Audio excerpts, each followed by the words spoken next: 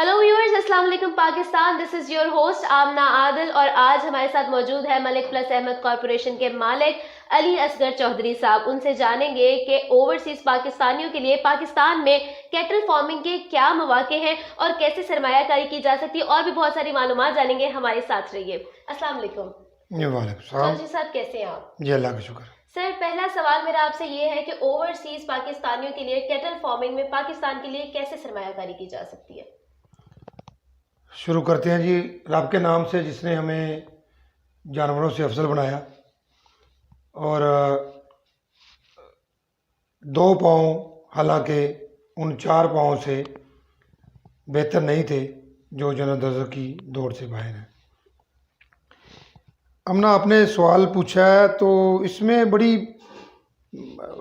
वुसअत है इस काम में, इस सवाल में और इस सिस्टम में कि हमारी बदबख्ती कह लें आप कि जितने भी ओवरसीज़ पाकिस्तानी हैं वो एक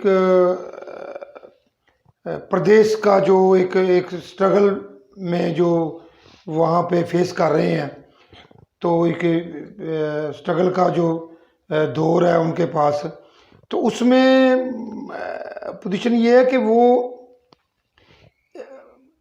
अक्सर फैमिलीज़ में ये है कि एक बंदा घर से कमाने के लिए अब्रॉड बैठा है और बाकी तकरीबन टोटली फैमिली उसकी तरफ देख रही है। अक्सर घरानों में ये है, जो ज़ाती तौर पे मैं जिनको जानता हूँ, मोस्टली हम कह सकते हैं। तो आप ये कह सकते हैं कि उनके भाई, बेटे, कज़न, दाएं बाएं, एक किस्म की मख्फी बेरोज़गारी हम उसको कह सकते हैं कि उन्होंने डॉलर की शक्ल में, यूरो की शक्ल में या पाउंड्स की शक्ल में इधर उनके अखराजात उधर से बैठ के उनके अखराजात पूरे करने हैं। तो इनका सिस्टम चल रहा है।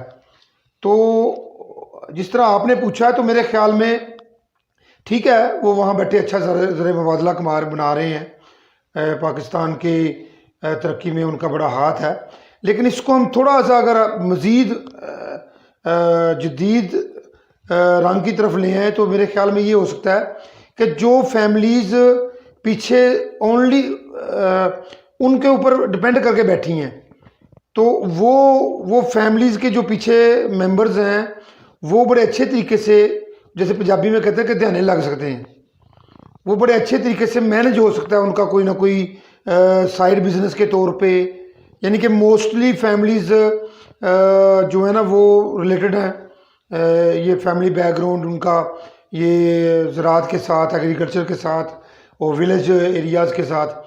तो मेरे ख्याल में अगर वो एक दफ़ा अपनी जो अर्निंग है उनको भेजें, उसके हिसाब से, उसके सिस्टम के हिसाब से इधर थोड़ा बहुत ये जानवरों में इन्वेस्टमेंट करें, जानवरों के काम में इन्वेस्टमेंट करें।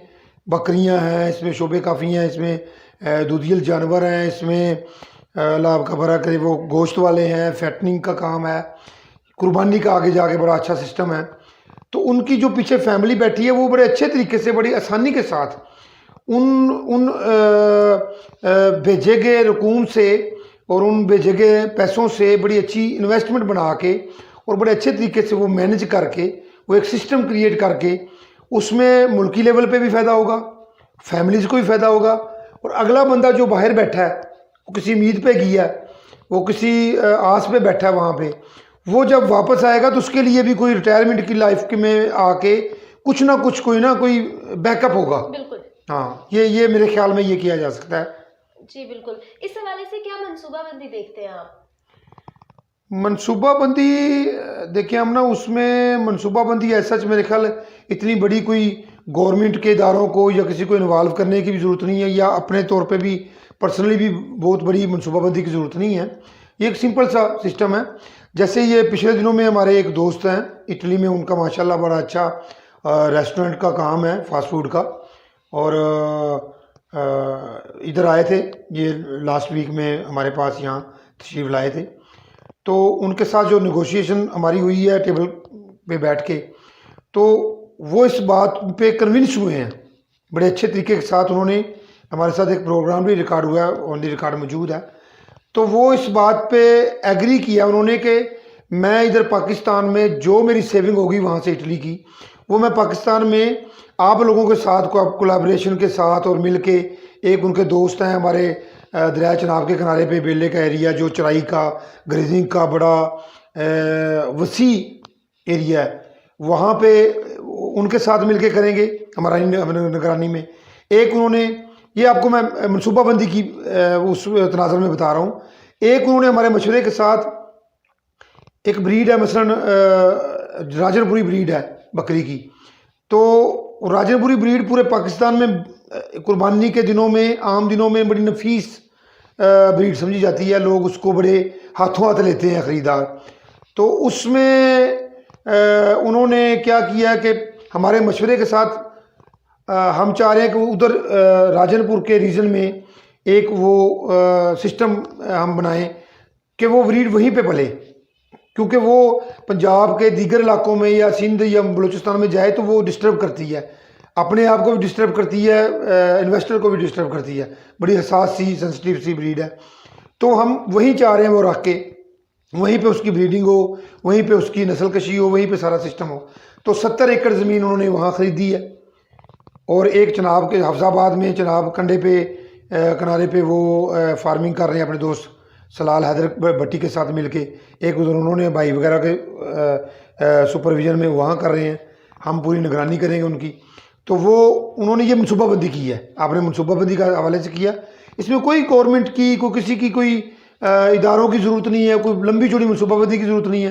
तो काम अल्हम्दुलिल्लाह स्टार्ट करें। वो बारिश का पहला कतरा समझ लें, ओवरसीज़ में जो हमने ये प्लानिंग शुरू की है उसमें ओवरसीज़ फैमिली जो होगी उसमें बारिश का पहला कतरा के तौर पे मकसूद अहमद चद्दर साहब उसका नाम है उनका, और वो बेसिकली एडवोकेट है, इटली में है।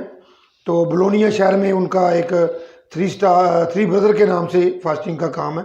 तो हम ये मनसूबाबंदी ऐसे कर रहे हैं, तो बाकी को भी हम कन्विंस करेंगे इसी तरीके से हमारे साथ चलें।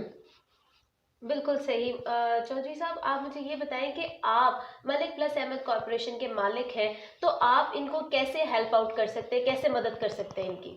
देखिए हम ना, मैंने जैसे पहले ये तफसील में जाके बता दिया आपको कि अब वो एक बंदा एग्जाम्पल के तौर पे सामने आ रहा है ओवरसीज़ में से, बिल्कुल, यानी कि उस तबके से या उस बरादरी से या ओवरसीज़ के ख़ानदान से एक तबके में से आया है। तो हम उसके साथ फुल मुकम्मल उसकी परचेजिंग, माल की परचेजिंग, सेल, उसकी देखभाल, उसकी अकोमोडेशन, उसकी मुकम्मल निगरानी, पूरी सुपरविज़न इंशाल्लाह हमारा जो इदारा वो करेगा। और उनको जितने वो पंजाबी में कहते जितने जोगे हुए हम हुए, हम इंशाल्लाह हम अपनी बेस्ट जो है जो अपनी पूरी जिम्मेदारियां उनके साथ निभाएंगे, और इंशाल्लाह हमें उम्मीद है वो इंशाल्लाह वो मनसूबा कामयाब होगा।